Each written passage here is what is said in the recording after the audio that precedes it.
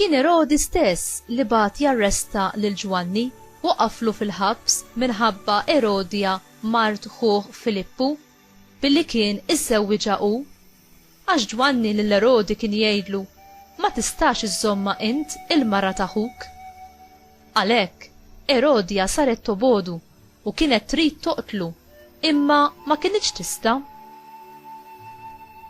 Għax Erodi li kien jaf x'raġel tajjeb u qaddis kien Ġwanni, kien jibża minnu u kien iħarsu mill-lawġ u kien iħobb joqgħod jisimgħu, għad li kien jibqa' mħasseb ħafna wara li jisimgħu.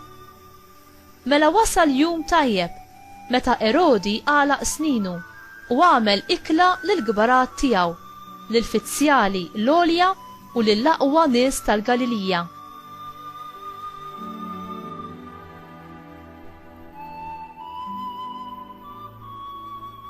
Bint Erodja daħlet tisfen u għoġbot lil Erodi u lil mistednin tiegħu. Is-sultan qal lit-tfajla: itlobni kull ma trid u jien natik kull ma titlobni, u qalilha u ħalfilha: titlobni x'titlobni kollox natik, imqar nofs is-saltna tiegħi. Dik ħarġet u marret tistaqsi lill-omma: tgħid x'nitolbu? Ras Ġwanni l-Battista, wiġbita dik. Malajr reġgħet daħlet taġġel quddiem is-sultan talbitu u qaltlu: irridek issa stess tagħtini ras Ġwanni l-Battista fuq platt.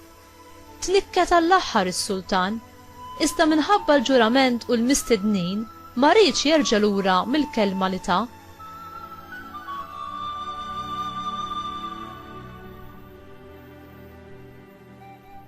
Malajr is-sultan bat soldat minn ta' madwaru u ordnalu li ġiblu rasu.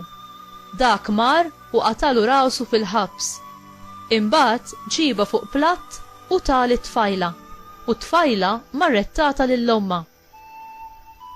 Meta d-dixxipli tiegħu semgħu b'dan, ħadu l-ġisem tiegħu u difnuh ġo qabar.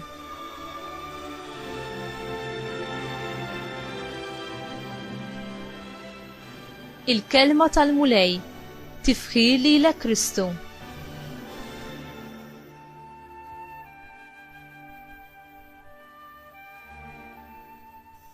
X'ħeġġeġ il-kuraġġ u d-żelu tal-martri. Huma ħabbew lill-Alla u l-verità tiegħu aktar minn ħajjithom stess. Biex wieħed jagħti xhieda għall-verità, mod speċjali dik tal-Vanġelu, ħafna drabi irid iħallas prezz għoli. Ejja nieħdu l-profeti. Kollha sofrew abbużi u ħafna ġew maqtula.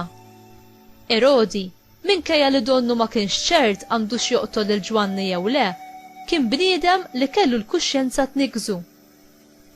Aktar tard wara din il-ġrajja, meta Erodi sema bil-fama ta' Ġesu, u issupona li Ġwanni l-Battista li hu kien qatalu rasu, kien reġa' qam mill-imwiet.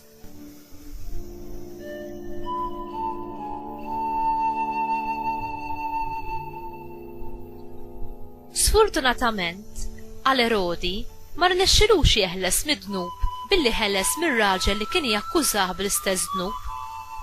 Erodi kien raġel dajjef u kien jieħu deċiżjonijiet qawwija fuq affarijiet ħżiena meta fl-istess waqt kien jaf x'inhu tajjeb.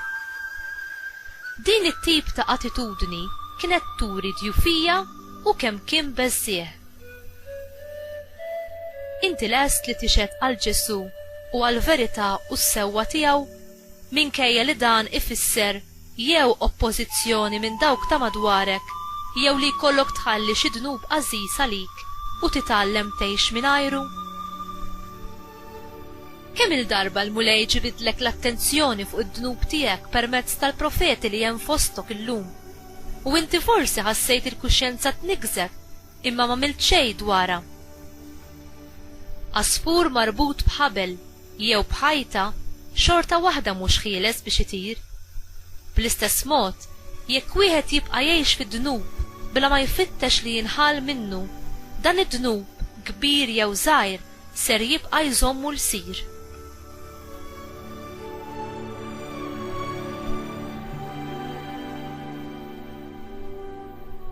Mulej, Għatini kuxjenza sensittiva u qawwija ħalli nkun nista' naraf il-ħażen għal dak li hu u nindem mill-mod kif offendejtek.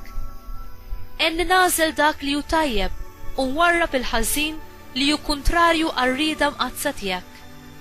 U enni naħdem għal qdusija tiegħi u tal-oħrajn ħalli nkun noġbok f'kollox. Amen.